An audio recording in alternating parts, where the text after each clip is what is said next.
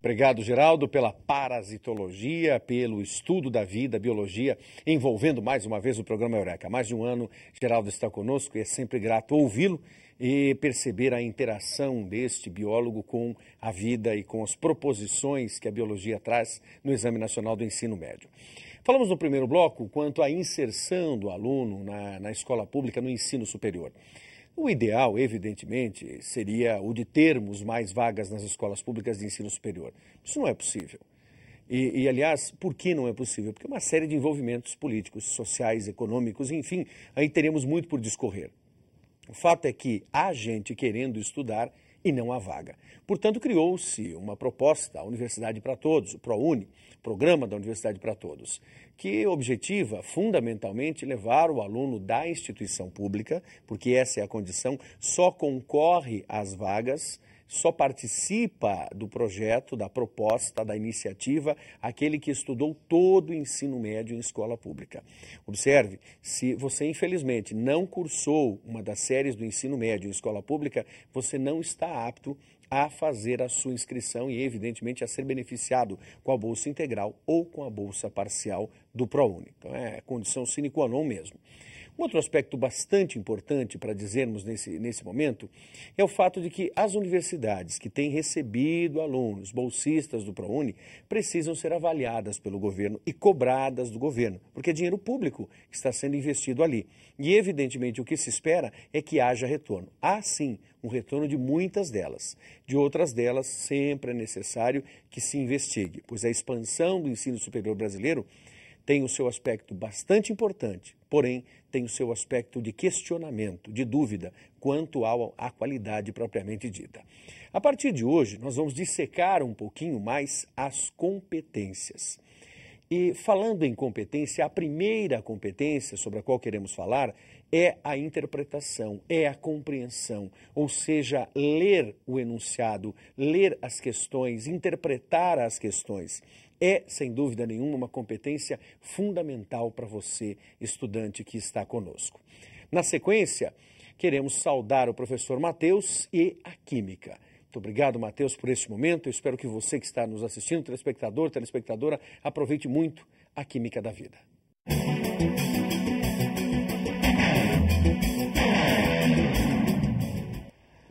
Olá, sou o professor Matheus. Vamos falar aí um pouquinho hoje sobre a cinética química, que é o ramo da fisicoquímica que estuda a velocidade das reações. E para se falar em velocidade de uma reação química, nós temos que começar falando numa teoria que é a teoria das colisões. E essa teoria determina que uma reação química acontece através da colisão entre as substâncias reagentes.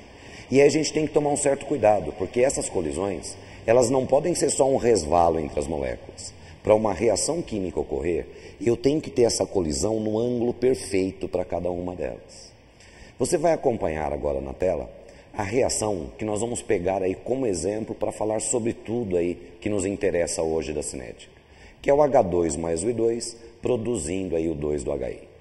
Eu queria que você observasse direitinho, dentro desse sistema, inicialmente vazio, nós vamos começar agora a reação.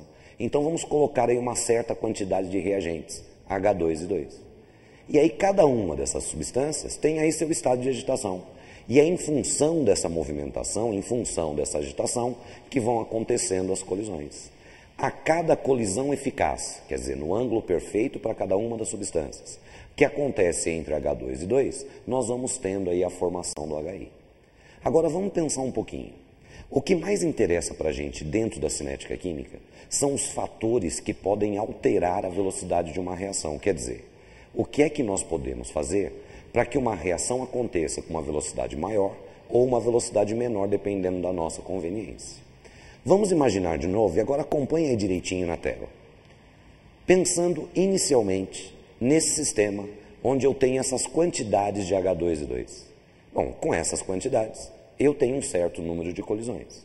Agora, se por acaso a gente colocar uma quantidade maior de H2 e 2, observe bem direitinho, o que você acha? Agora, a quantidade de colisões que vão ocorrer é maior ou menor? Bom, claramente maior, né? Quer dizer, se eu tenho um maior número de colisões, isso me garante que eu vou ter mais substância reagindo, mais substância sendo produzida nesse tempo, o que determina uma velocidade maior para a reação. A grande conclusão que eu quero que você guarde: se eu quero aumentar a velocidade de uma reação, eu tenho que criar condições para aumentar esse número de colisões. Se eu quiser diminuir a velocidade da reação, eu tenho que criar condições para diminuir esse número de colisões. O primeiro fator que a gente vai estudar, e muito importante, é a concentração dos reagentes. Então, inicialmente, você tem esse sistema com essas quantidades de H2O2. Agora nós vamos encher isso daí do H2, quer dizer, aumentar a concentração do H2. Vamos encher aí de 2, quer dizer, aumentar a concentração de 2. Agora, claramente, se eu tenho mais moléculas dentro do sistema, eu vou ter mais colisões. E se eu estou aumentando o número de colisões, a velocidade da reação vai aumentar. A conclusão: aumentando a concentração dos reagentes, nós aumentamos o número de moléculas nesse volume, quer dizer, aumentamos a concentração, o que determina mais colisões, o que garante uma velocidade maior para a reação. Um exemplo interessante de concentração de reagente ligada à velocidade são as reações de combustão. O oxigênio é um reagente na queima. Então, se eu quiser aumentar a velocidade de uma reação de combustão, basta eu aumentar a concentração de oxigênio junto à chama. Aquele churrasco que você estava lá na sua casa e o carvão estava demorando para queimar, estava demorando para sofrer combustão. Qual é o primeiro procedimento que se toma? É abanar, né? Porque a hora que você abana, você está jogando mais oxigênio na brasa. Aumentou a concentração dos reagentes, a velocidade da reação aumentou. Nós estamos agora no inverno, período de seca. E aí é muito comum a gente ver os repórteres dizendo assim: está acontecendo uma queimada. E o fogo está se alastrando rapidamente porque está ventando muito. Por que o vento faz esse fogo se alastrar mais rapidamente? De novo, é o aumento da concentração do reagente oxigênio na queima que faz a velocidade da reação ficar maior. Um outro fator de alteração na velocidade que merece um destaque muito especial é a temperatura. Aliás, dentro da química, para cada temperatura nós temos uma história. Então, se aparecer escrito, mudou a temperatura, pode ter certeza que nós já temos aí uma nova situação. E a temperatura a gente tem que tomar um cuidado muito especial, porque ela acaba enganando a gente. Porque às vezes fala assim, ela não mudou muito. Então, as alterações que ela está trazendo não devem ser muito grandes. Eu queria colocar um exemplo para vocês. A sua temperatura interna é igual e constante a 36,5 graus Celsius. Aí você pega uma infecçãozinha boba aí, a temperatura vai para 38 graus. Aí você já está com febre, não é mesmo? E com essa temperatura de 38 graus, você mal consegue levantar da cama. Pois então, a sua temperatura normal era de 36,5. Para chegar a 38, aumentou quantos graus? 1,5 grauzinho. Quer dizer, 1,5 grauzinho de aumento na temperatura interna do seu organismo já é o suficiente para te derrubar. Será que você aguentaria uma temperatura interna de 42 graus Celsius? Não, né? Aí você morre.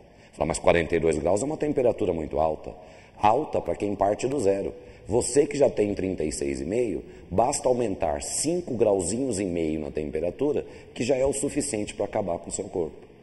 É aí que a gente tem que dar um destaque também para várias reportagens que você já viu que falam a respeito do aquecimento global, efeito estufa. Existem vários números, mas um dos números que surgem bastante é esse. O aquecimento global, a intensificação do efeito estufa, está aumentando a temperatura da Terra, em média, em 0,5 grau Celsius por ano. A hora que a gente vê uma notícia dessa, fala, mas está aumentando só 0,5 grau Celsius por ano. Parece que é pouco, né? Vamos pensar assim. 0,5 grau Celsius por ano. Em 10 anos haveria um aumento de quanto? De 5 graus.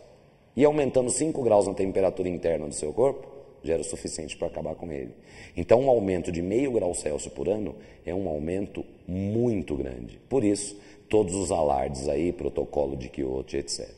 Bom, mas com relação à velocidade das reações, como é que eu tenho a influência da temperatura? Você vai acompanhar agora comigo?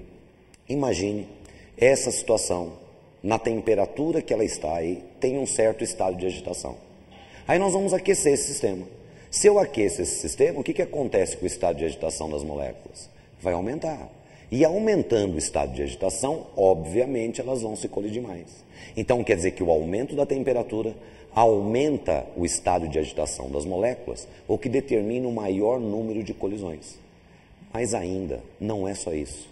Quando você aumenta a temperatura, você aumenta a velocidade de cada uma das moléculas. Quer dizer, essas moléculas, elas vão se colidir, vão se chocar mais forte, quer dizer, com maior energia. Então, além de eu ter um número de colisões, um número de choques maior, essas colisões são mais energéticas, o que acaba determinando uma velocidade ainda maior para a reação. Aumentei a temperatura, aumentei o número de colisões, a velocidade da reação aumentou. Mas aí, é lógico que existem algumas exceções. Só que dentro de milhões de reações químicas, algumas poucas são exceções a isso que nós acabamos de falar. Mas aí a gente tem que trabalhar de uma forma geral. Vamos imaginar, aí na sua casa, todo aquele monte de alimentos que você tem. Na constituição de cada um desses alimentos, existem centenas e centenas de substâncias. E todas essas substâncias estão sofrendo aí uma certa reação. Quer dizer, agora na sua casa está acontecendo milhares e milhares de reações químicas. Aí você não interessa qual é o alimento. Se você quer que ele dure um tempo maior, onde é que você guarda ele? Não é na geladeira? Fala por quê? Porque na geladeira, numa temperatura mais baixa, o estado de agitação das moléculas é menor, o que determina um número menor de colisões. Quer dizer, a velocidade daquelas reações que fazem com que esse produto fique impróprio para o consumo, vai demorar mais para acontecer. E por isso, você tem aí um tempo maior de durabilidade desse alimento dentro da geladeira.